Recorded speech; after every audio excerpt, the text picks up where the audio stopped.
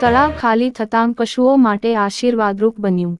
ઉનાળો મધ્યાહને છે ત્યારે જ વઢવાણાનું સિંચાઈ તળાવ એક બાજુએ ખાલીખમ.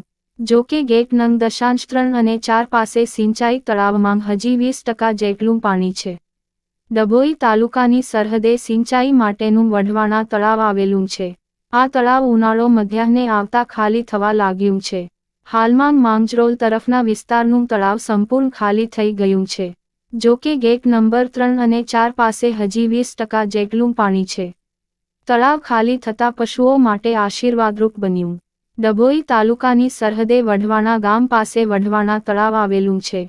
ગાયકવાડ સરકારે ખેડૂતોને ખેતીની સિંચાઈનું પાણી મળી રહે તે માટે અત્રે આ તળાવનું નિર્માણ કરાવ્યું હતું. ચોમાસામાં વરસાદ પડે અને ઓરસંગ નદીમાં પાણીની આવક થાય ત્યારે જોજવા પાસેના આડબંધ નજીકથી ફીડર કેનાલ મારફતે વઢવાણા તળાવને ભરવામાં આવે છે. આ તળાવ મારફતે આ છે અને ત્યાં પાણી નથી.